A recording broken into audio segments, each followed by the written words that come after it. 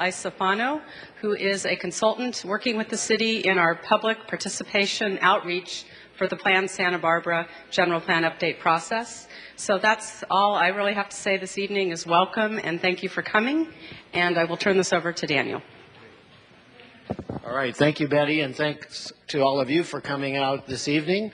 We expect to have a very informative and productive workshop tonight. As Betty said, this is the first of two workshops that we're having at this point in the process, what we're calling the Policy Options Workshop. So many of you may have received already, or if not, you just got a copy at the door of the Policy Options Report. And this is something produced by the city planning staff here in Santa Barbara to help outline the many choices that are before all of you community members about how to plan Santa Barbara and how to focus the update to the city's general plan. How many people have been to one or more of our Plan Santa Barbara workshops? Great. And how many people would this be the first of your attending any Plan Santa Barbara? So we got about 2/3, 1/3, maybe. That's really great to see so many new faces. We want to make sure you also are aware of the website, plansantabarbara.org. That's an opportunity for you to go and get all of the materials that we've been developing in the course of the last year and a half or 2 years on the general plan update. So if you're new to the process, you can get up to speed by perusing that website. We keep that up to date. You can also log in your email address and then become a member of the website, and it'll automatically update you. You don't have to enter your email, but it's a nice feature if you want the site to automatically keep you informed as to what's going on. Our agenda for this evening, we're going to have a short presentation just to bring everybody up to the same point with respect to Plan Santa Barbara, what's happened so far in the process, what are some of the main findings and conclusions that we've learned by talking with all of you. And at this point, it really is about thousands of people that have been in one way or another contacted or directly involved in this effort. But the more the better, and we're always looking to increase the ranks. And so it's great having new faces out here this evening. Then we will have a period of time for passing the mic. We'd like to keep that informal. It's not meant to be a public hearing. This is much more of a workshop setting. And we know several of you may wish to address the group here. We don't want to take the whole evening with that, but enough to get a little bit more of a flavor of what you think some of the big ideas are with respect to this general plan. We've heard a lot about making this a truly sustainable general plan and a sustainable city, and that being a major theme here. We've tried to incorporate that in everything we do and how we look at this general plan, and I'm sure a lot of you would like to address that topic and any other topic that you wish to comment on here. I understand there was a great turnout at the July 1st City Council meeting, and many people had a chance to raise some very stimulating ideas and thoughts and observations about the city's general plan, so perhaps we can get a little bit of a flavor of that here this evening. Well, then after that, we'll go into a small group discussion round. And again, with all of the options in this report, you can imagine it would take many hours to get through. And we're trying to do this very deliberately and spend time on some of the key issues that City Council and Planning Commission in particular feel they need additional community input and feedback. So we're going to look at that in the course of this evening. We'd encourage you to stay all the way through the small group portion of the workshop tonight, because you'll get a chance to interact directly with your colleagues and neighbors here in the city. And it's there that we often get some breakthroughs, some new insights, some new understanding. So please join with us through one of those small groups, and we'll say more about that in the course of the presentation this evening. We'll get as much time into that as we can. We had planned till 9 o'clock.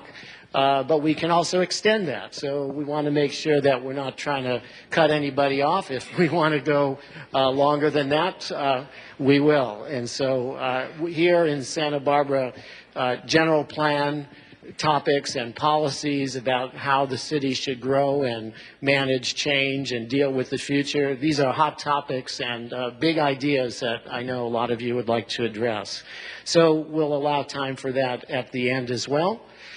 So without further ado, I'd like to introduce John Ledbetter, who will provide you with a bit of a snapshot of where we've been, what some of the major findings have been. We'll try to do that fairly quickly, and then we'll be able to pass the mic around to hear some of your more visionary thoughts and ideas about how to move forward with this general plan. So I'd like to acknowledge John, who's been leading this general plan team, and they have put a huge effort into getting ready for tonight's workshop, preparing all the reports and documents. So let's give the city planning staff a round of applause, and John, take it from here. Thank you, Daniel, and thank you, members of the community. Great turnout tonight. I'd encourage you to come sit. We have a lot of seats up here. We have 2 rows of empty seats up here, so you in the back, no need to stand at all. Come on up.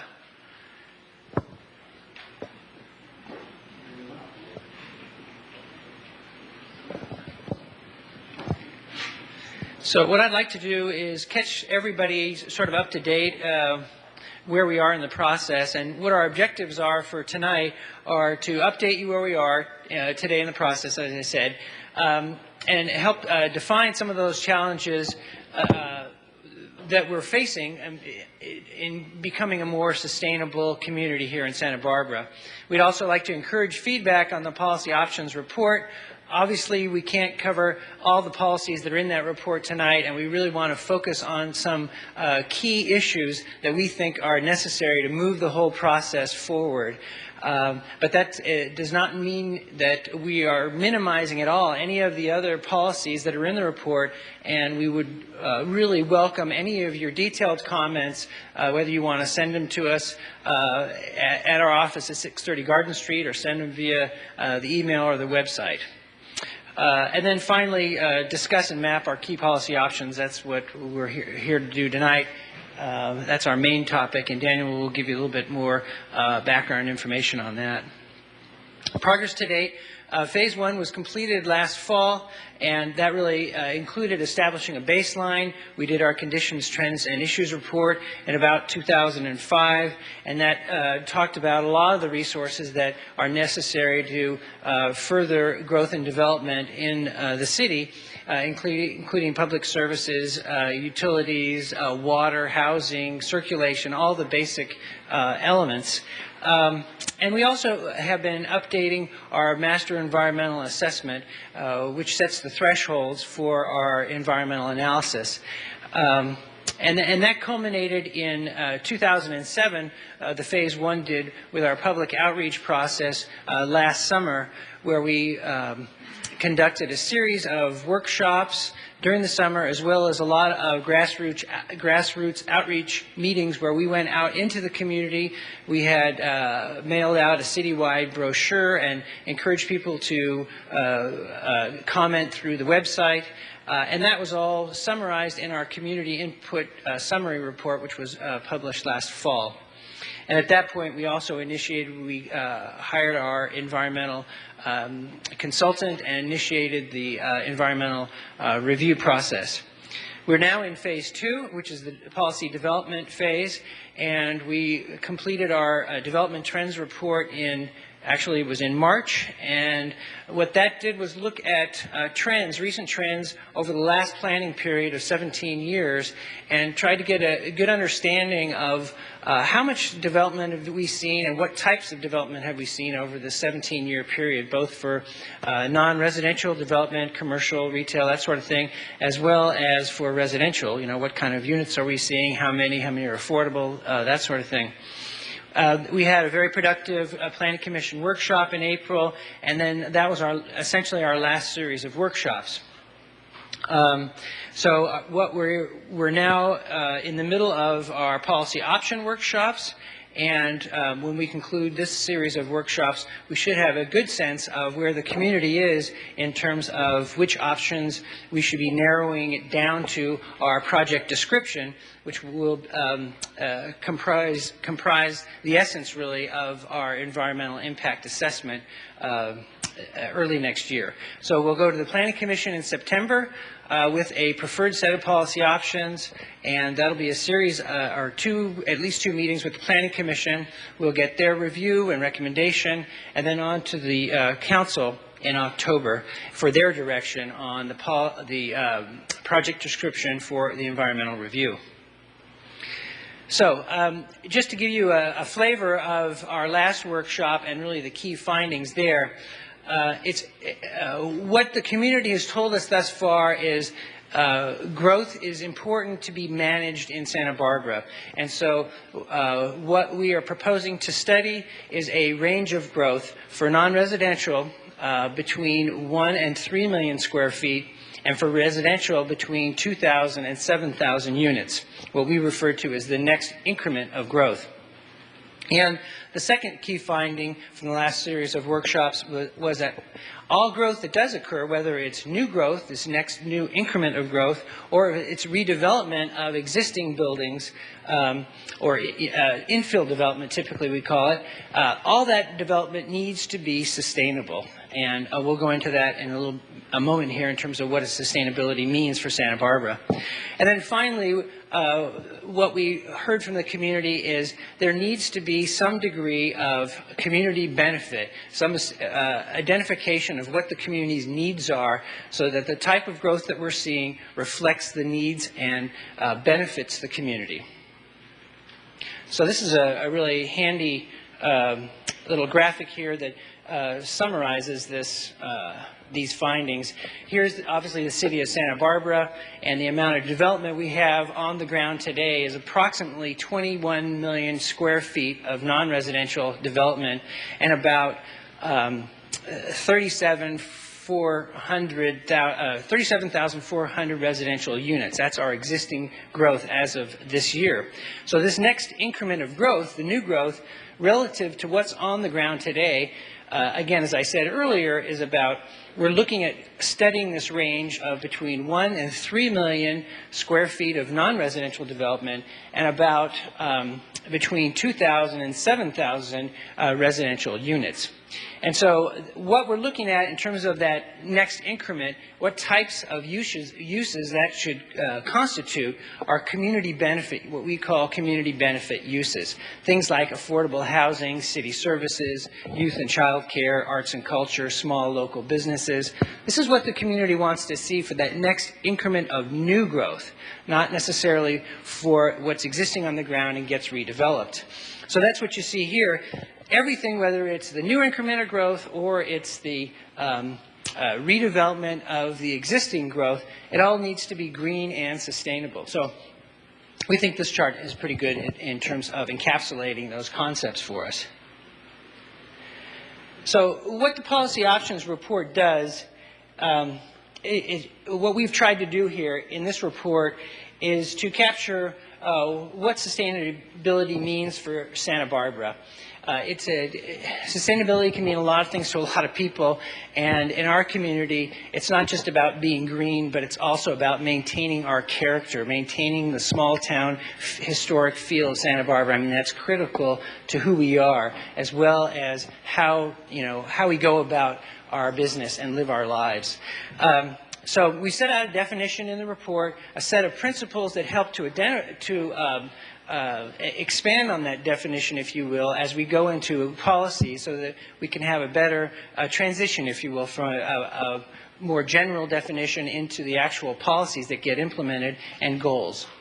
So the elements that we looked at, you can see here, I won't read all through these policy option report areas, but these reflect, again, what we've heard throughout the process, through phase one and this, the outreach process, the community input summary report. Again, these were issues that we're hearing time and again about the importance of managing our growth, the importance of community character, housing, transportation, and of course sustainability that needs to encompass all of these issues and really put its arms around. And that's where the challenge lies for us for this process.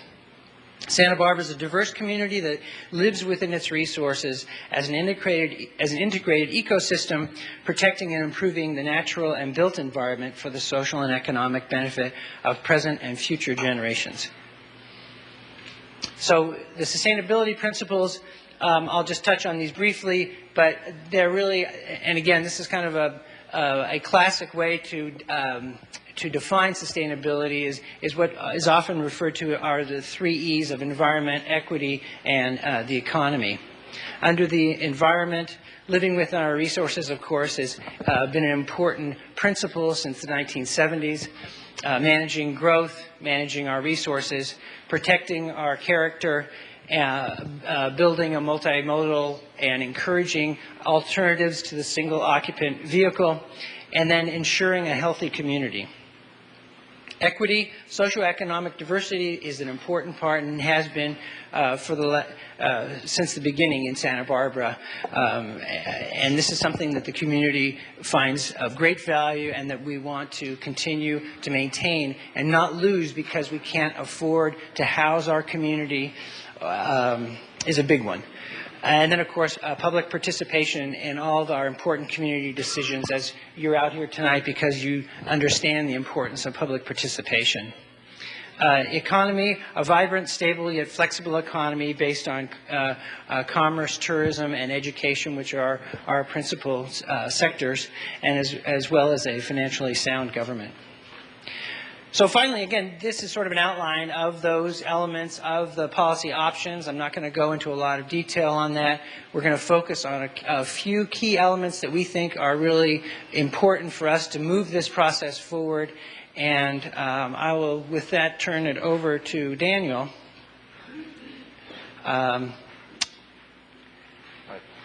Okay, John, thank you very much. And we'd like to take a few minutes now to hear from any of you who wish to address the background here in this framework of sustainability, make sure we're not leaving out some key aspects. Now, again, in the course of tonight, we will have the small group discussions. We'll be delving into a lot of these topics in more detail, but we felt it would be useful to hear any general ideas, major themes, key concerns. There's no real limitation here, and we want to just pass the mic, but my only request is that we try to keep the statements relatively brief so we can maximize the number of people who would like to comment, but we'll try to keep the overall segment so that we still have time for the breakout discussion. So let's say 20 or 30 minutes. My colleague here, Tim, will pass the microphone around and we'll just try to get it. And one person,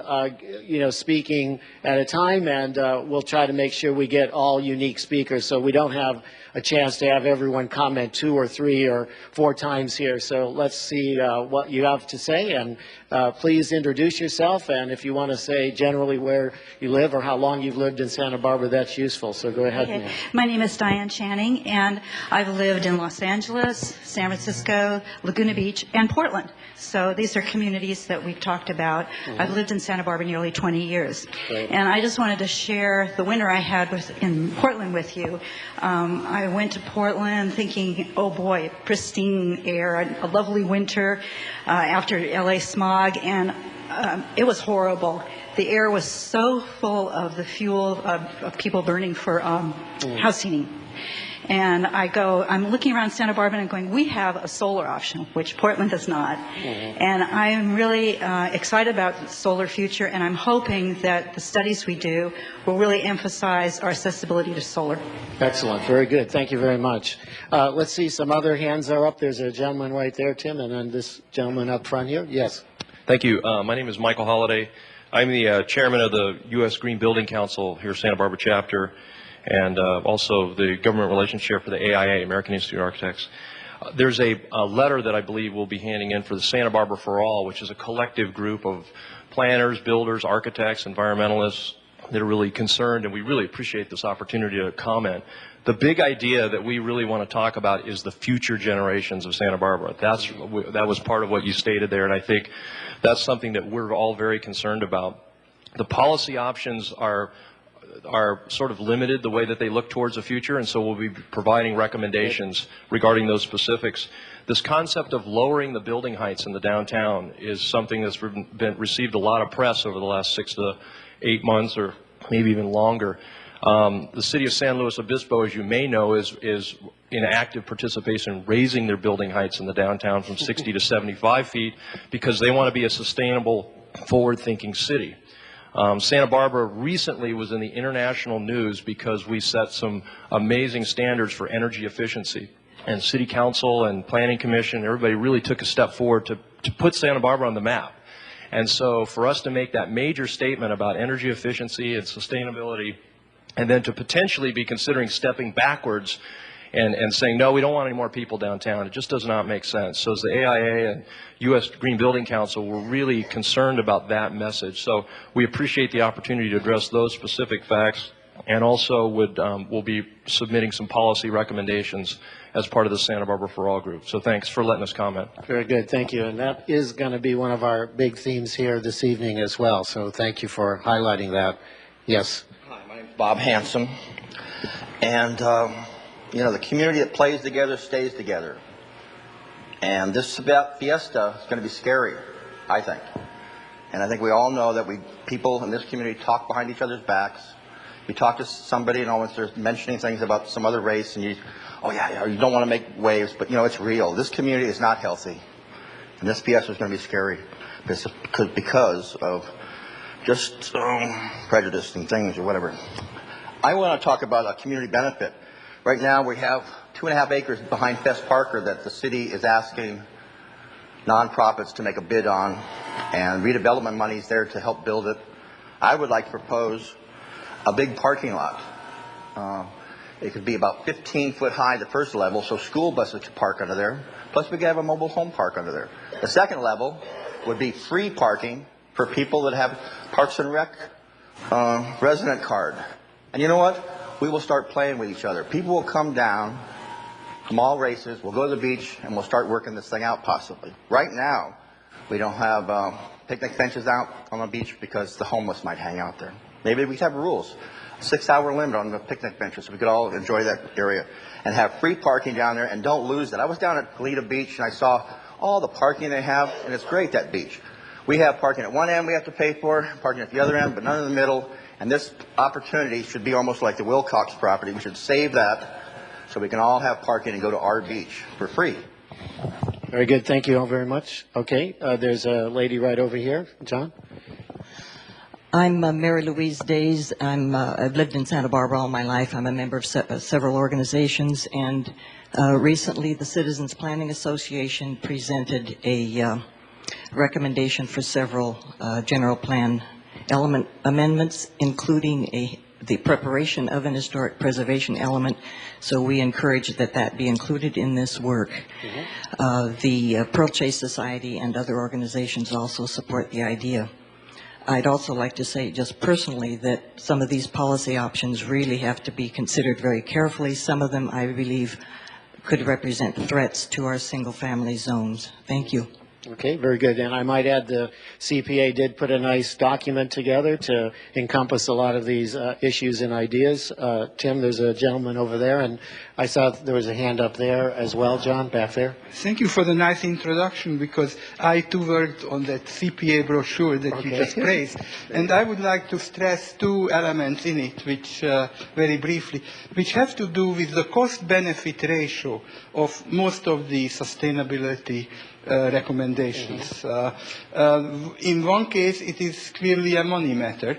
It would be nice to have a supplement to the present sustainability report, which tells us such things as, for example, if we increase the population by, say, 5,000 units, and whoever can fill them, hopefully mostly affordable units, what will it do to water rates if it makes necessary desalination or a very radical kind of recycling program?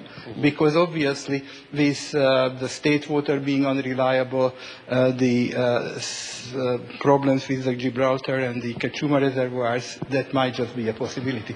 The other cost-benefit ratio that I would like to point to has to do with air quality. Surely it is very nice to have people ride buses. Actually, I gave up my driver's license just in order to make sure I always ride the buses. But it is also a fact that by greatly increasing the density downtown and along traffic corridors, we do some as yet unmonitored harm to the air quality in those areas. And the CPA brochure, and even more so the CPA website, documents very carefully on the basis of abstracts from scientific papers that it is not only near freeways, but also near major traffic corridors that the air quality suffers. And one study to which actually a book co-authored by Dr. Richard the great speaker we had here. Oh, Dick Jackson? Dick Jackson, that's yes. right. Co-authored by him, I can give you the page numbers, very clearly states that there is a paradoxical situation here.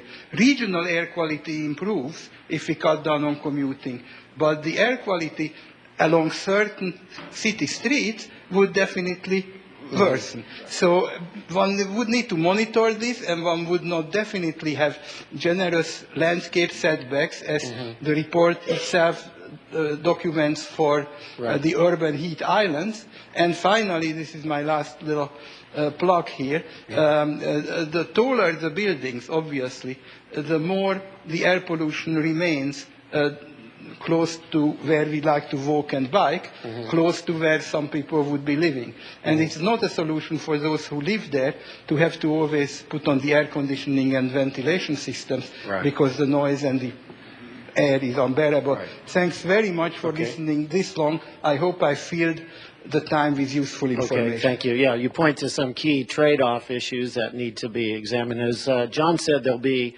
a full-on environmental study done on all these policies, so those should help us, and your points would help focus that. Go ahead, Gil. My name is Gil Barry, and I'd like to mention that the root cause of creating the need for sustainability is overpopulation. In any ecosystem, a smaller population is more sustainable than a larger population. A city of 25,000 does not need to grow to 35,000 to be sustainable. In any ecosystem, a larger population means less resources for each person and lowers the quality of life for each person. Our region can be thought of as a lifeboat ecosystem with fixed resources. We need to develop lifeboat ethics which say it's okay to just say no to adding more population growth and to increase the density to more than the region lifeboat can accommodate while living within our resources and preserving our high quality of life, both for us and for our children. Increasing density through high-density smart growth is nothing more than a way to add a whole lot more people and traffic, and is not sustainable for two reasons. First, our area is already fully developed, and the small amount of growth left is not enough to make smart growth work. Number two, high-density smart growth has not worked in other places that implemented it as promised. The result has always been that traffic has increased and the number of commuters has increased. This is because there's powerful forces at work that smart growth cannot control. Lastly, the only way to be truly sustainable is to reject high-density smart growth, preserve our existing low-density city, and grow very slowly in a low-density way that we've always have, and keep the status quo general plan. Okay, very good. Thank you, Gil. So obviously, you would say we're all in the same boat. I can tell from your comments. JR has a comment, and then we'll try to pick up a few other comments here. The lady up front, go ahead. Yeah, thanks. My name is Joe Ruchon. I just want to urge all these participants in going through this report and these options to look at them very carefully and very skeptically. And I say this because many of these options, as are laid out in this report, are labeled and wrapped in the sacred banner of sustainability. And a lot of the judgments behind this determination are very questionable, to say the least. Okay. Let me just give you an example. And it's probably the biggest hot potato in this whole report and probably in this whole process. And it's a proposal to build housing in the downtown, in dense developments, and along the commercial corridors. And it promises a lot of things. It promises get commuters off the road and living in town. It promises affordability of housing. It promises weaning people off the dependence on the automobile, and it promises protection of open spaces. And thus it's deemed sustainable. But it falls apart on close examination. I'll tell you why. Because the hook, and here is the hook, the idea is only sustainable if it works. And there's a hatful of reasons why this plan cannot work. And if it doesn't work, all we're going to end up with is a bunch of enduring effects that are anything but sustainable. And therefore, I'm hoping we can illuminate some of those reasons in this process tonight. And that's why I'm urging all the people to study these things very carefully and skeptically, because as an old friend of mine said, these things are way too important to leave to the judgment of the planners. Yeah, okay.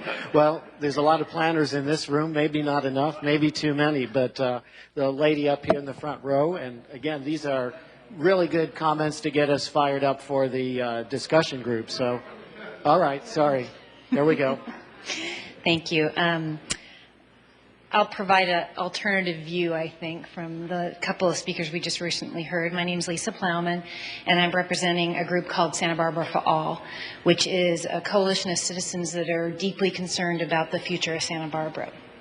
And we believe there are a wide range of issues that we need to address in the general plan and that are affecting our community, and that may result in a change in how we currently live today.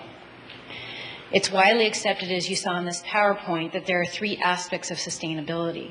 The first being environmental protection, the second being economic well-being, and the third being social equity. And a thriving community balances all three of these aspects, and as well as providing for everyone in the community and the future members of our community. The general plan is a blueprint for our future, and it must preserve our unique aspects and aesthetic beauty, but it must also be willing and flexible enough to evolve as our world changes, which we're seeing on a daily basis.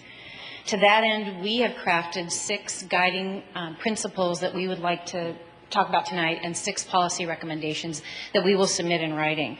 The 6 principles that we are encouraging this general plan to embrace in our decision makers is that we maintain diversity first. And that's economic diversity, it's ethnic diversity, it's occupational diversity, and we want to maintain that in our community. And we believe that will make a rich community. And that we attain sustainability so future generations can live in Santa Barbara. That we improve our jobs, housing balance, and we stop exporting our residents and our employees to the south and to the north. That we apply the 3 basic principles of a livable community, which include housing, open space, and transportation, and that we accommodate the growth our society needs in a very responsible way. And that we ensure maximum participation in the political decisions that are made that affect our community as a whole. The policy recommendations that we have include using a form-based code in our new plan that will allow us to define size, bulk, and scale for future development, and hopefully it will make people feel more comfortable with what's to come. That residents live within a half-mile of basic services in the future, and that means schools and parks and basic food and transit. That we allow for a natural growth of 1% per year. That cars ultimately become vehicles for long-distance travel, and that we can allow people to meet their basic needs on a day-to-day basis through alternative modes like walking or biking or taking the bus. That we house our workforce again, and that we end homelessness. And our last policy recommendation is that we recognize the unique character of each of our neighborhoods, and we do that through some distinctive policies in this process. And just in closing, I think we all know as we move into the future that change is really inevitable, and that our general plan really needs to be flexible enough to be able to adapt and evolve to these forces of change. Thank you. Very good. Thank you very much. Okay, a number of hands up here. I know Mickey has had a hand up, and then this gentleman here, if we can keep things moving. Okay. We can get more comments in here. Let's go, Mickey. Evening. I'm here partly as a representative of something called Common Ground, which produced this brochure that I have a few thousand of. and I will You have have them them here tonight. I will have them at the back for anybody who wants it. You can take it for your uncle, too. The history of Common Ground was that it was a coming together of very diverse group of individuals, from environmentalists to developers to builders to social activists. And it developed a set of principles and policies, some of which are reflected in the policy options that our consultants have put together. And I recommend these to you as you look at those policy options, to see sort of where they came from and to think about them in this general way. Housing, open space, transportation go together. They have to be looked at as a unit rather than as separate things that can be dealt with separately. The future is what is the issue before us in a general plan update, not the past. The past, by the way, the recent past, represents a 1.5% decline in population in the past 10 or 15 years in Santa Barbara. That is the census statistics. We are not growing. We don't have to go around sterilizing everybody. In fact, our population has declined and will continue to decline, with that decline being mostly in the middle class and in the lower class. If we don't want to become a population, a city of Angelino second homes, we have to plan for our future that includes, yes, a sustainable future, but that includes all of the people who have traditionally lived here and who make this a vibrant city. The general plan, like the city, must change. We cannot look to a past general plan and say, as Gil did, let's just stick with that. We cannot stick with that. Change is coming. It can be negative change, like losing our most important population, or it can be positive change that is planning for a diverse and vibrant population. People who developed Common Ground are happy that some of those principles appear in the policy options and support very much the principles of Santa Barbara for all. Thanks. All right, very good. Thank you very much. Okay. Let's see, Tim, this gentleman right here. We'll try to move from the front and back. John, if you want to locate the next speakers there. Okay. I'm Dr. McGowan. I've lived here all my life. Well, not all my life, but most of my life. I want to talk about public health aspects of the built environment. I don't think that's really well enough emphasized in this entire document. Once upon a time, I was a planner down in Ventura County. I was the water quality planner for the whole county. And planners were not at that time, that's 20 years ago, well trained in public health aspects of built environments. It's a new field, and I don't know how well trained current planners are in this, but it's a critical field, and there's a lot of new literature in the various journals on this, and I would advise, if you guys are not up on it, to at least stick your nose in some of the journals and see what they have to say. Just read the abstracts. But what I wanted to talk about this evening was water, which overlaps with health. And I think on the first meeting, which was at the City Council chambers, there was a major discussion on water, the amount of water that we have, which is really the water that we don't have but we need, and what that means. With the potential for drying up of water sources because of global climate change, and the potential of that causing the sea to rise, we have seen that we can overpump very easily our groundwater basin, which creates a deficit in the area, and we have a window right out here where we'll have seawater intrusion. Well, one of the ways that you can stop that is you can put in a water mound, but where are we going to get the water?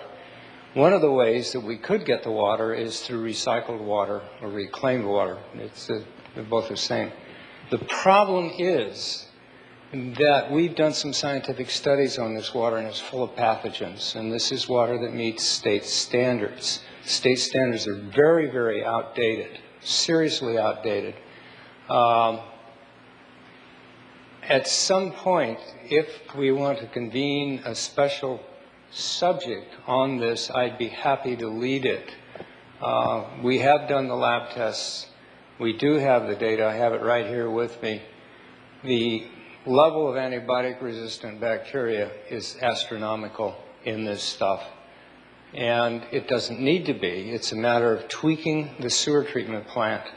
Although the sewer treatment plant has known about this for a considerable period of time, since about 2003, and I understand they've done nothing about it. And the question is why? Because it meets state standards. And again, the state standards are so out of date that this is a real public health dilemma. Now, the problem here is that the people who make these standards are basically engineers. They don't read the current literature, the international literature on microbiology. They design these plants. The plants are probably 50 years old in design, and they need to be brought up to current standards. But this is extremely expensive to do. And it's, right now, it's a very, very shifting environment as to what really is out there. The pharmaceuticals are not stopped by this plant. All of that is going out onto the golf courses, the lawns, the playing fields. We're seeing increased antibiotic resistance in the hospital. Is it coming in from the community? We don't know, but somebody needs to do a study. And I would suggest, as part of the EIR process, that this be seriously studied. We had an EIR process that attempted to look at this, but unfortunately, and the consultant who was chosen admitted in the document itself that it didn't have the capacity to actually look at this. And so we have yet another chance to look at this in this EIR, and I hope we do a better job. Otherwise, we're going to be in the same box. Okay. So, thank you. Thank you very much. Okay. There's a gentleman queued up in the back row there, please. Well, first of all, I'd like to say I'm Bruce Burnworth, and I've lived here for over 30 years. Recently, my daughter graduated from college, and she chose to look for a location that she could have a job where she worked at a public transit or location, and then she chose, after she found such a job, she chose to look for a house that she could live in, or housing that she could live in, that was next to a public transit. This was in the Bay Area. She works at one BART station, and she lives at another BART station. She walks downstairs, goes across the parking lot, and gets in the BART and arrives at work. She did that, and it works because she chose to do it. The other thing I'd like to comment on is that in the definition of sustainable Santa Barbara, it talks about that lives within its resources. Last time I checked, we don't produce much oil here. We don't produce much food in Santa Barbara. We don't produce much electricity in Santa Barbara. And we're a long way from living within our resources as a community. On the other hand, water, we have groundwater, we have Gibraltar, we have Kachuma, we have a desalination plant. We have all the water that we need here to survive, yet water becomes a major issue in the general plan, and these other issues of food and electricity and oil, while they're mentioned and they're dealt with, they're not a major item in the plan. But I think we just need to look at what is sustainable, what we are doing to live within our resources, and clearly define that and work with it. Yeah, very good. Excellent points. This lady right here, please. I'm Toby Bradley, and I've lived in Santa Barbara for 42 years since I came here as a graduate student. Never found another place I wanted to live in more.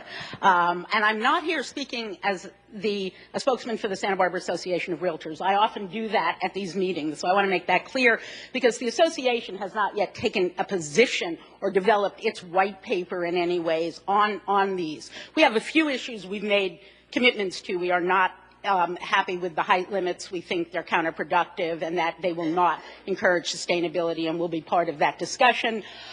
We've had battles we've won, battles we've lost, and some of them that we lost really should reflect on what's happening in this meeting and how careful we have to be at unintended consequences. We lost the issue on the FARs, the floor area ratios, the NPO. What that particular discussion did is it encouraged the city, the people in the city, to build single-story homes. We made it very difficult to build two-story homes, which sounds very nice. I mean, there's all these reasons why you don't want height. Height's the bad word. Sustainability is the good word these days. However, about 2 weeks after that passed, we had people from the water side of the argument coming and telling us that one of the worst things we can do for the city is to have concrete and buildings all along the ground, that you need to have less concrete and more plant life, more landscaping. Well, what was done in all good faith and all good intention in that far is counterproductive to ultimately what we need to do as a society, I think, for the water issue. I think that what I would say, and this is me speaking personally, is that when you talk about 20 or 30 years out, you have so little idea about what's going on and what the possibilities are that you have to be very careful in your attempt to protect the city, not to curtail its possibility of growing in good ways. If you just look back 3 or 4 years, we didn't know what the oil prices were going to be like. We weren't talking about climate control and global warming in a serious way.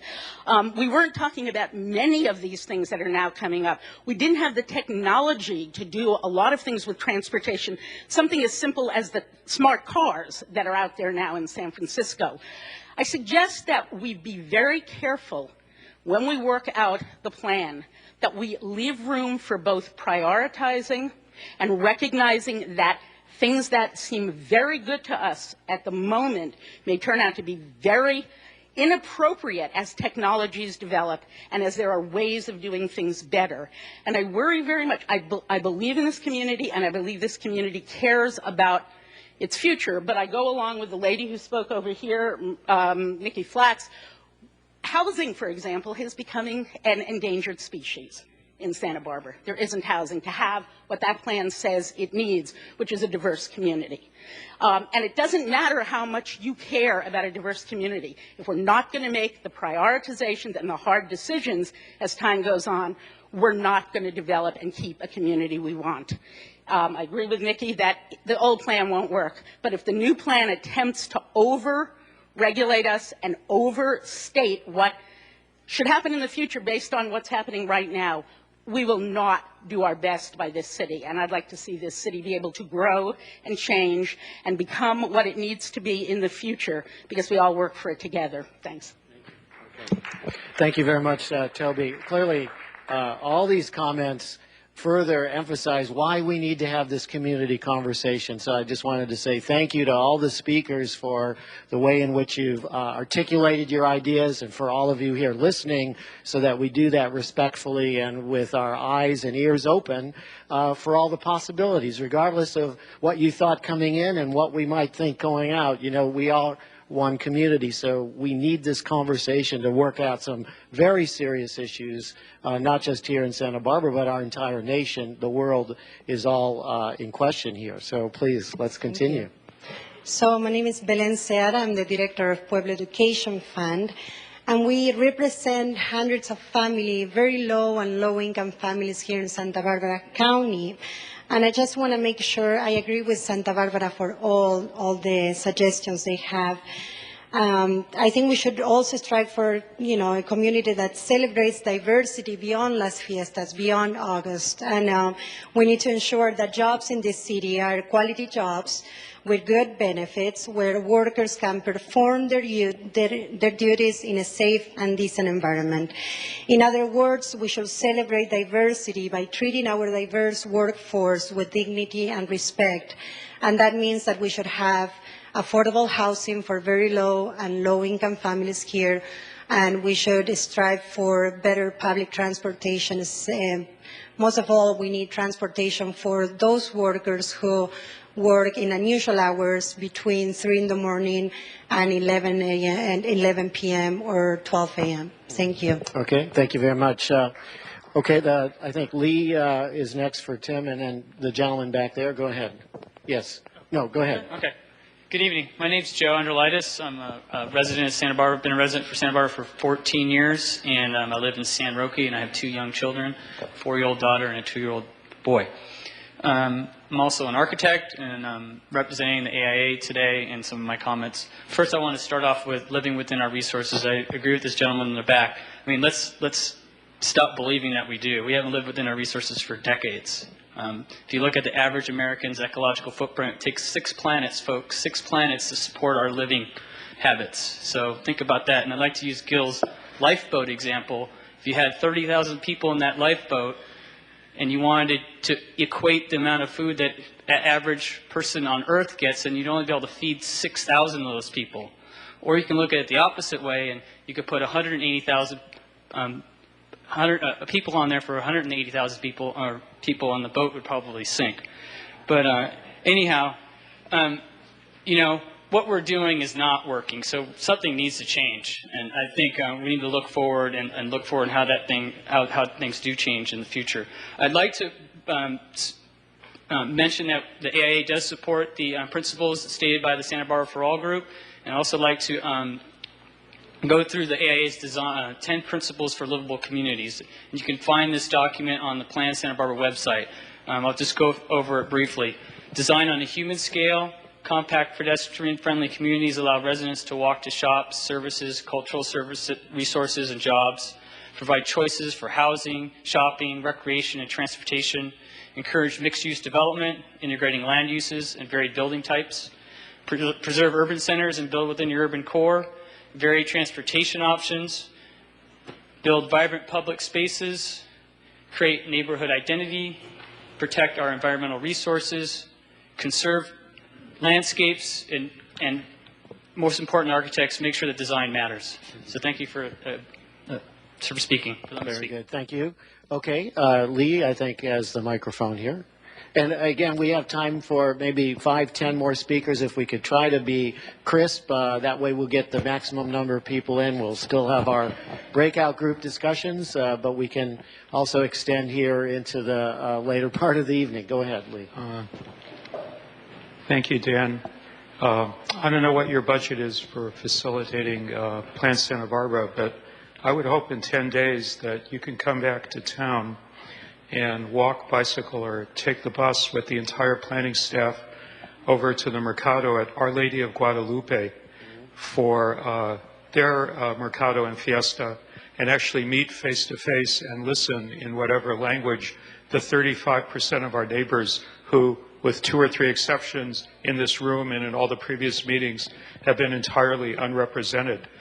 These are people who are not, for the most part, right now working in high-value, high-wage jobs. These are people that part of the green blueprint that is in draft form now will be squeezing out the jobs they already have. These are people who are not now a priority within the housing market, except on a very minuscule scale. And yet demographically and socially, this is the future of our community.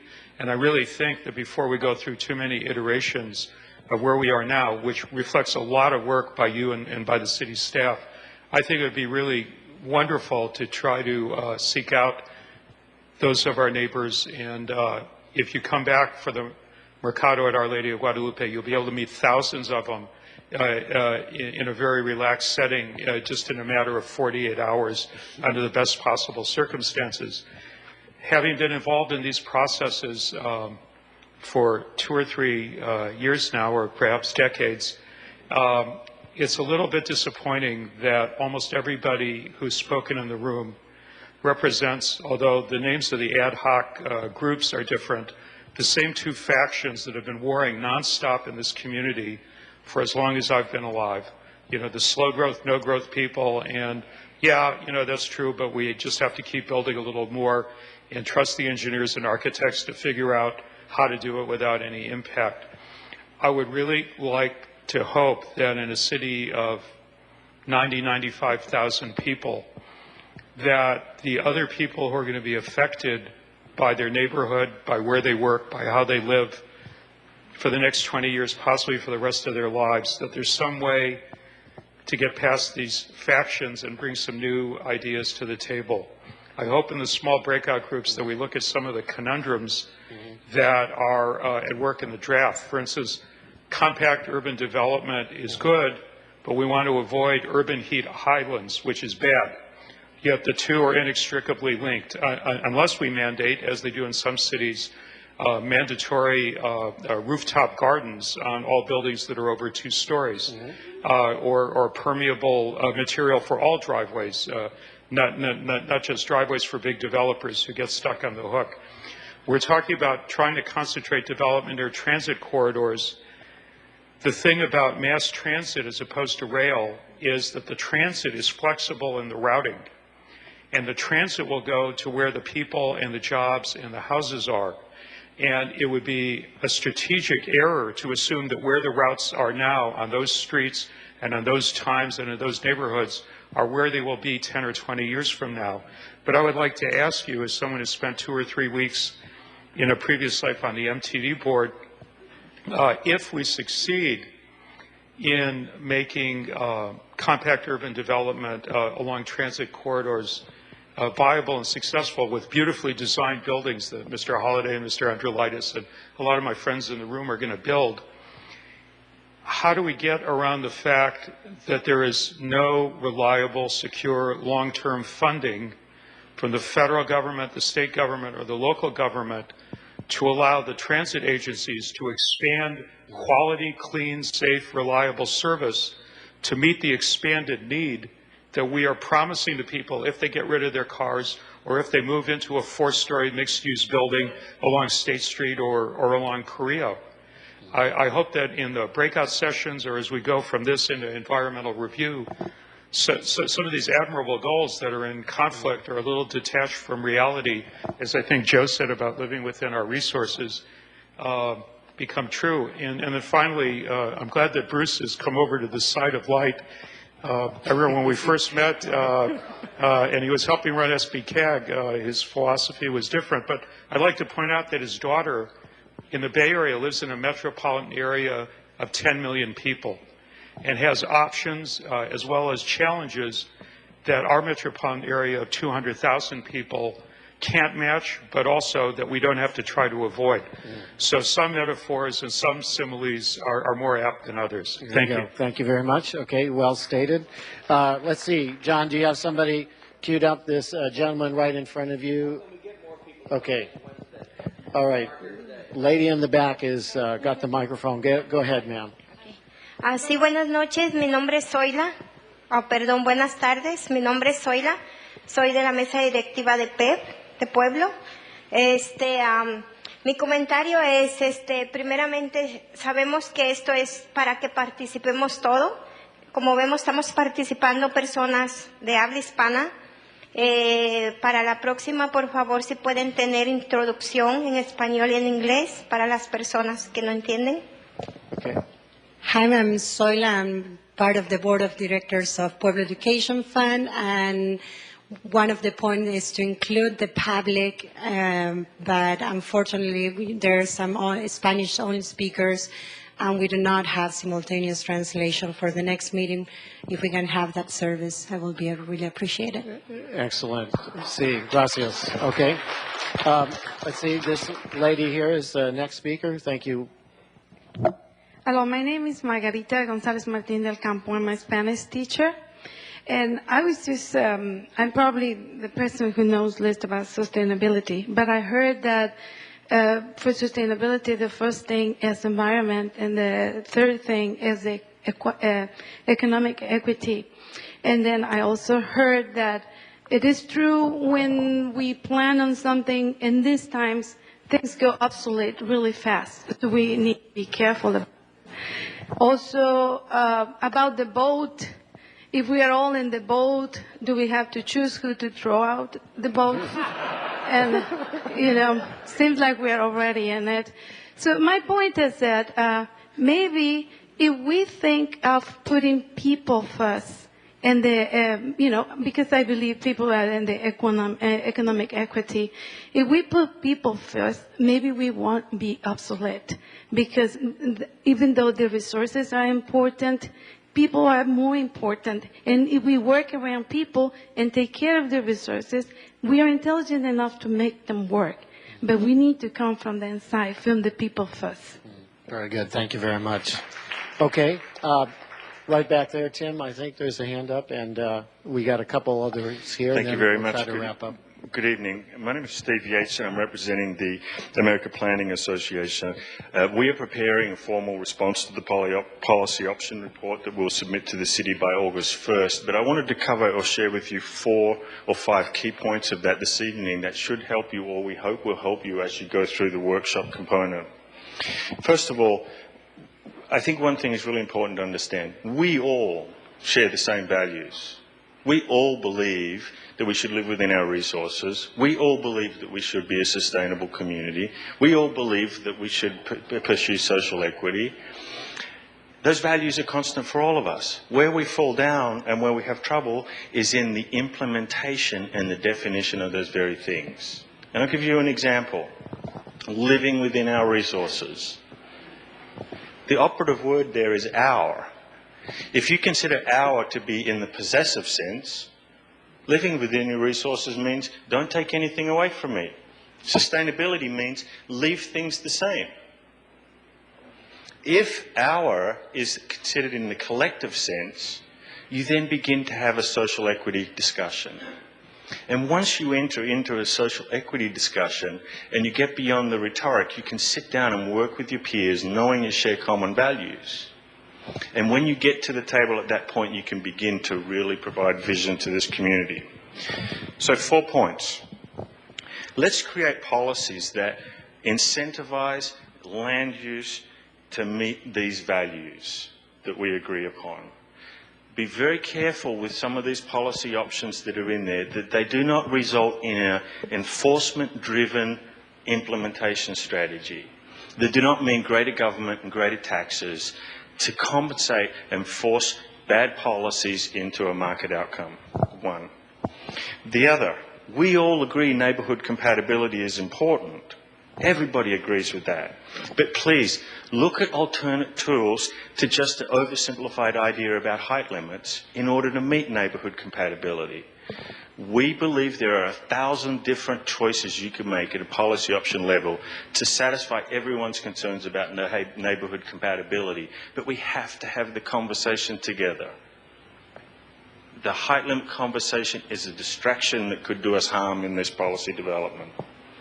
Thirdly, there is enough empirical evidence now to support structural changes to our environmental assessment reports. We need to make some changes that identify the sustainable values and the different impacts of growth that will result from having alternative housing types in alternative locations in this city. We need to have an environmental review process that quantifiably analyses that. Otherwise, we will not be able to implement any of the policies within the framework. And then finally, you're not being asked to change your consumption. You're not being asked to change your home or your neighbourhood unless you want to. But you are being asked to allow others to have a range of choices as to how sustainably they can live their lives. And with that context, I think we'll be able to have really constructive conversations at the table tonight. The APA thanks you. Very good. Thank you. Okay, Steve. Let's see. This lady right here. Go ahead, ma'am. Good evening. My name is Debbie Cox-Bolton. I'm the Executive Director of the Coastal Housing Coalition. Like many others here tonight, we believe strongly that to live within our resources means that we can't export our housing needs to other jurisdictions. We also support the Santa Barbara for All guiding principles as they were articulated tonight. We believe that community character is as much about people as it is about buildings, and that we need to support a diverse community in terms of ethnicity and income levels, age and occupations, and that the lack of affordable housing now, as we know, is leading to an exodus of our middle class and young families that's just creating an unbalanced community. Housing clearly has been an important driver in some of the discussions to date, but moving forward, I think we're going to have to get a lot more specific about what that means. And I just would put 3 questions that I hope would be answered through this process on the table. First, what is the ideal mix of housing needed for our community, for a sustainable community now and into the future in terms of condos and apartments and single-use homes, and how does that mix compare with what we currently have? Secondly, and importantly, I don't think anyone's mentioned this tonight, given the regional nature of this housing problem, how will the Plan Santa Barbara process fit into the regional discussions going on, and what's the process for having that regional dialogue? And third, what kind of incentives or process will we have in place to try to build the kind of housing that we need into the future, including supporting employers who want to provide for their employees? So we appreciate, again, the opportunity to comment tonight. Thanks. Okay, very good. Thank you. Again, we're going to probably not be able to get to every single hand right now, but we'll take a few more, and then we want to get to our workshop groups. Kathy? Okay, I'm Kathy McCammon, and I think we do need to be very concerned with unintended consequences. We talk about sustainability encompassing future generations, yet somehow we presume that we can use up our resources now with high-density housing and yet leave nothing for the future. If you look at what we have, there seem to be certain fantasies or myths floating around. Somehow 60 feet is sustainable, but 45 feet isn't. We want to provide affordable housing for a lot of our workers, yet with a 60-foot height limit, do we have lots of affordable housing? No. The private sector has said they cannot produce that it's too, land and materials are too expensive. We talk about alternative transportation, yet as was pointed out, we don't have the money. But we're not looking at future technological improvements. We may have electric cars. We may have other alternative single-family vehicles. Is there any mention of those in here? No. I think we are stuck in kind of a back and forth here that has caused us to fail to look at all that is happening out there, like the communities of Santa Monica and Los Angeles, where they have tried to have high density and that somehow this will reduce traffic. Well, Santa Monica is experiencing more and more traffic. So is LA.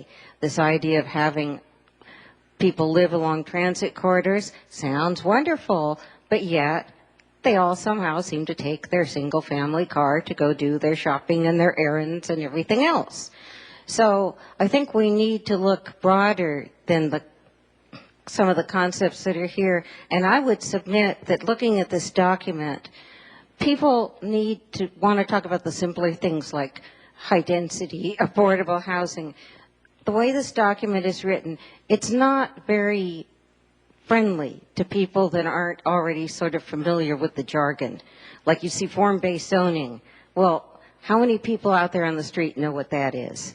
I mean, come on. If we want people to really participate, we have to make this simpler for the issues that they really care about. Traffic, small town character, what's the community going to look like? Thank you. Okay, thank you very much, Kathy. Gentleman right there, please. One quick comment. Peter Hunt, lived here all my adult life. I'm a businessman, architect. Beyond policy to solutions, one possibility that's been bandied about that may bring the no-growthers and the slow-growthers together on a compromise is the issue of open space versus building more dense housing along the transit corridor. So, for example, were we to trade development rights on those empty parcels in the foothills in the eastern Goleta Valley or in the Las Positas Valley and transfer them, say, to the La Cumbre area, then we could preserve the open space and then build buildings along the in the downtown area. One example might be the MTD lot. Why build houses at the MTD lot? Why not transfer those into a more urban area and then make it more responsible for mass transit? Just something to consider, moving beyond abstract policy ideas into actual solutions. Okay, very good. Excellent. Thank you. So why don't we give all the speakers here a round of applause, the people who have given us some great ideas and thoughts. I think we're warmed up. We're ready. We'd like to get to our groups because many of the issues that were raised here and highlighted will be on the table tonight. Some of them may not get fully realized or fully developed just because of the sheer number, but we'll do our best to concentrate on those where we think we could advance this conversation. And we're looking for bridging ideas, as this gentleman just said. and notice he said the difference between the no growth and the slow growth. There's nobody, that's a fairly narrow range by most community standards, but we can slice that up pretty well here in Santa Barbara and still have a lot to talk about, and we do. So we'd like to look at these options in more detail. We're going to look at some maps, which we think will help to further this discussion and dialogue, because last time, those of you who attended the April workshops, we had a map exercise, but it was not very much emphasized. This time we really want to spend more time looking at the actual layout of the community and where some of the things are occurring now that are of interest and of note, and we'll try to learn from what you say tonight. And we're going to start with a discussion topic about the so-called community benefit land uses. And a number of the speakers said, well, how do we ensure that that's the kind of growth we will receive? We can't do that. Can we set policies that would require that the only development or very close to it that we would ever see in the future would be whatever meets our criteria, our vision based on community needs for low or very low income to target rental housing and other special needs housing. That can be done. We do have a toolbox for that, and we'd like to hear if we confirm whether those are in fact viable needs. And the same thing with respect to city services and other types of organizations and social needs of the community, such as children and youth and culture and arts. The issue of public health was mentioned. So there are a number of issues of that nature which we'd like to get your direct feedback on.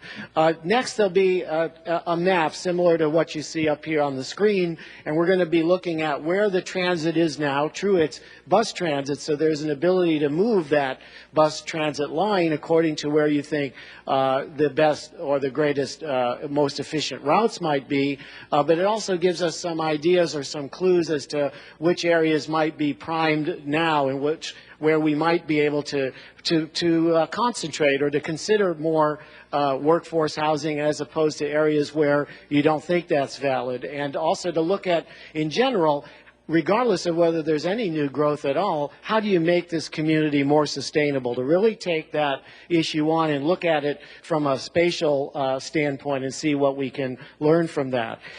Yes, you've mentioned the heights, and we know it's a concern because for many people, height is a defining characteristic of the unique quality of Santa Barbara, and there may be some ways to look at that and to get some further discussion. We're going to need more analysis from what we have already put together. We'll need to look at design. We'll need to look at economic feasibility. But we know there are prototypes. There are solutions out there that might be able to bridge the discussion points that we've heard on this topic. So we will like to see what you say about it.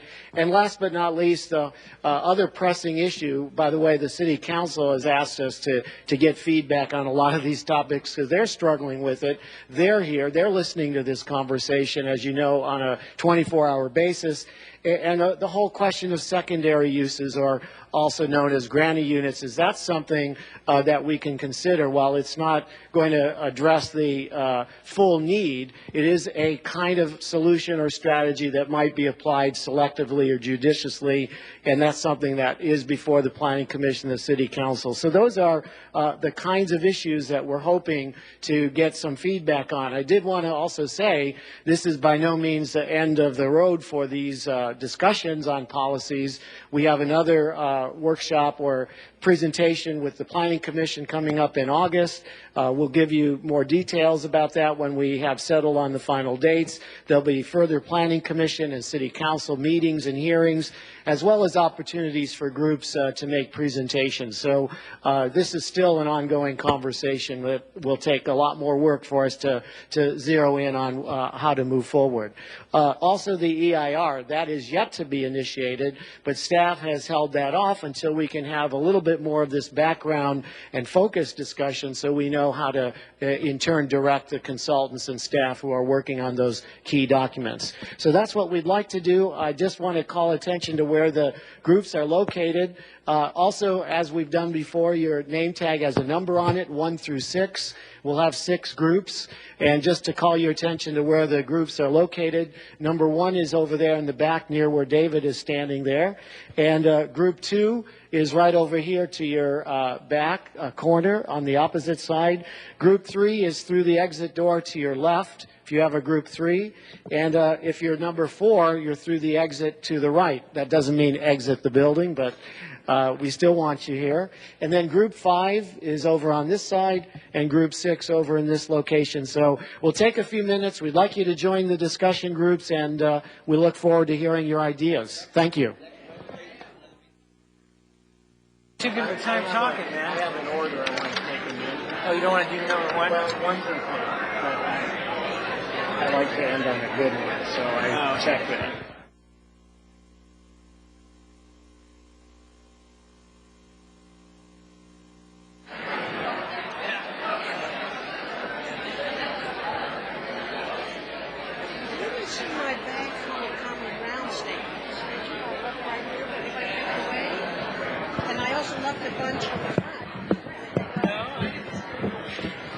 Okay, ladies and gentlemen, if we could have everyone take a seat, grab a seat. We'd also like to get this on the Channel 18, so we have that for the record. We're just making a video record of the main sessions here.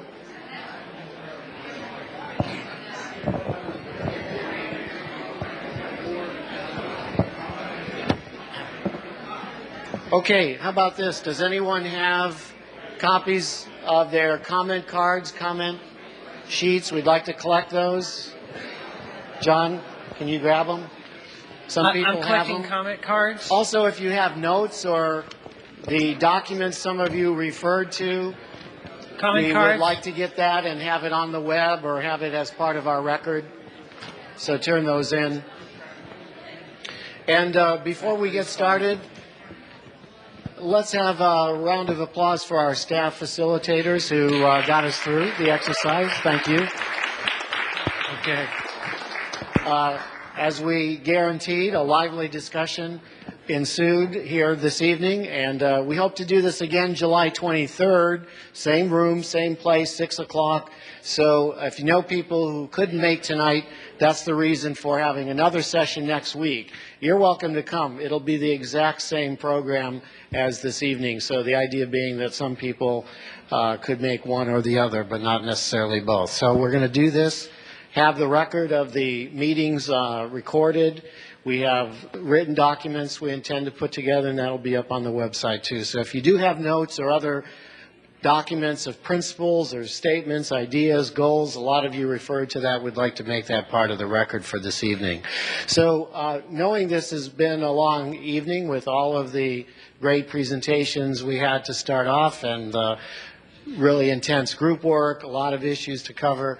We're not looking for exhaustive reports here, just really one key point, some interesting idea that emerged from your group that might inspire us as we go home tonight to think more about the issues. So we just put the maps up for reference. We will be analyzing the maps in some rigorous fashion, so we have a way of categorizing and capturing what people said on these maps as part of the group discussions. Your individual comment cards, though, help us to make sure we don't overpower any individual thoughts that maybe didn't get strong voice in the group discussions. So that's the idea of the comment cards, to supplement the group work. So why don't we have group number 1? Is there a spokesperson who can head us off? Thanks. Katie. So in our group, one big idea that came out was that water treatment is essential. So we wanted to look at how we treat our water and improve that, because the quality of the water deeply impacts our ocean and the quality of life that we have here. So we wanted to address that. We also want to address along the issue of water catchment, so that we catch and contain all the water that falls on the land. And so specifically pavement, to require pavement to become permeable so that we can catch and contain the water where it falls. The second area that we looked at, thank you. Water. The second area that we looked at is how we transport our transportation, and to shift the focus from the automobile-centered transportation and to allow for designated no-car lanes or pathways that get us north to south, east to west, starting with maybe 1 day a week, where we have no-car zones where we can travel north to south, east to west, and removing car parking on certain corridors across, so that you can have a bicycle pathway that is free of the potential of car interference. That was a second big idea that we had. And a third general is the greening of our high-density zones, specifically La Cumbre, when we look at what we can do to revise La Cumbre, bringing more green life into that and into all the other high-density zones that we're looking at developing. Okay, great. Thank you. I would just note that actually some cities in the world do a no-car day for certain streets. That is it's not such a radical idea that came out of that group. How about Group 6? Group 6 is ready to go with some big idea. Thank you. The big idea our consensus was for landscaping and pedestrian paseos. Particularly, this issue came up in light of the building heights. We thought that if the building heights were continued to be allowed at 60 feet and the city encouraged parking for commercial and mixed-use buildings underground, that the landscaping was required along the commercial right-of-way. That the buildings then could be larger, and it would be keeping with the cultural values of Santa Barbara that were established in the 1920s. Particularly, as you may recall, the Plans and Plantings Committee of the 1920s, the precursor of the ABR. It was called plantings because they wanted landscaping. And although they didn't require landscaping in the zoning ordinance, because that actually wasn't created for another 10 or so years, when we look at the way Anacapa Street was developed, almost all of those major buildings were set back from the right-of-way, and there was landscaping. And we'd like to see that continued. The example was the Paseo Nuevo, when Nordstrom's and all of those along Chapala Street were built, there was no landscaping, and that pretty much set the standard for Chapala Street, and it was an unfortunate thing, and it deviated from the culture of Santa Barbara. The other idea, as Janice just brought up to me, was the idea of open space, and that if we could find a way to transfer development rights, which I had said earlier in this meeting, from the Goleta Valley or Las Positas Valley, and transfer those development rights into, say, the La Cumbre area or somewhere else, that would be a win-win situation, because it doesn't necessarily increase the population. What it does is say, you have this empty parcel of land and you could build 100 units on there, which means 100 people could live there. Those rights are there. They're there right now. They're just untapped. Those are 100 more people potentially that could live here. But if we move them into the urban core, then they would be along transit lines, and it would follow the ideas and the new urbanist idea that we heard from Santa Barbara for All, and that would then keep our open space, and that would be more enjoyable to us aesthetically. Thank you. Yes, very glad when you talk about being urban planters as opposed to just urban planners. But anyhow, Group 3, let's hear from Group number 3. Do we have a reporter for that? And then 4 will come after.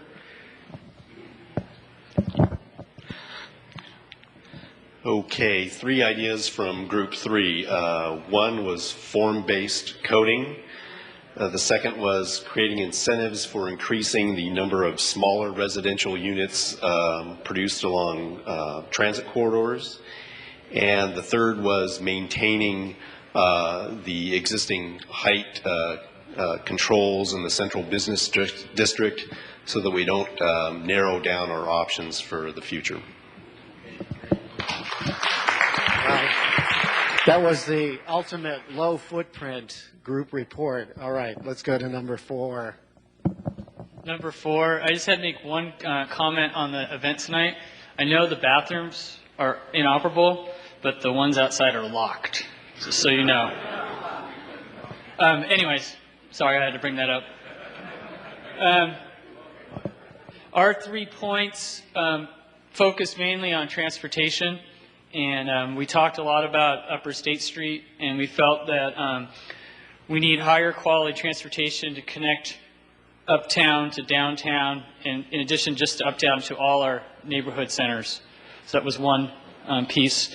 We talked about the Mesa and Cliff Drive, and a lot of talk about transforming Cliff Drive into a street with pocket parks and lineal parks, bike lanes, and friendly pedestrian crossings.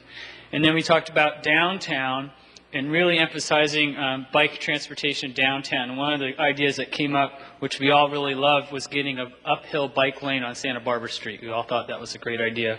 And then someone mentioned some old right-of-ways along Arriaga that go up to APS, trying to reconnect that node there as well. So that's it.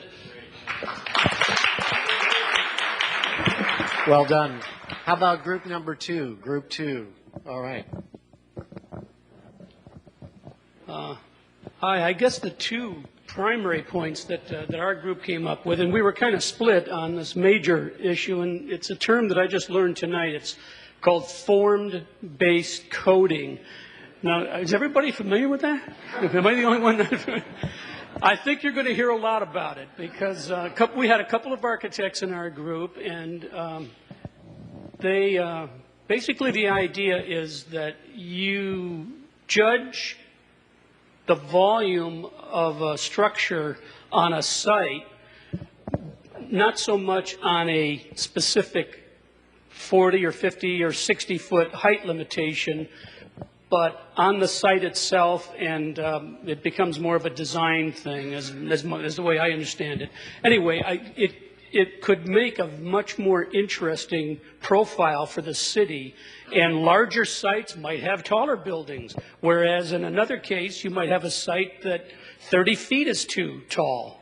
So it gives both the city and the development world a lot more flexibility to come up with a better design. So that's one of the main ideas that came out of our discussion there.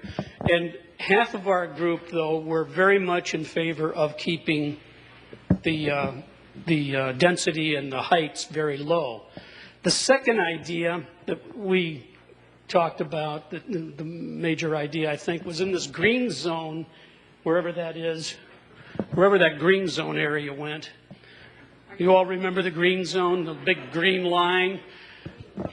The purple line. I'm sorry, yeah, the purple line. That's it. I'm colorblind.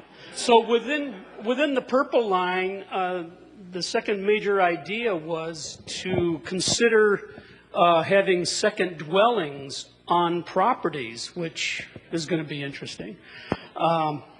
Because these white areas, I think, are pretty much single-family residential areas. So that will probably be quite controversial, but it could be an effective way to get more housing units into the area where there's transportation available.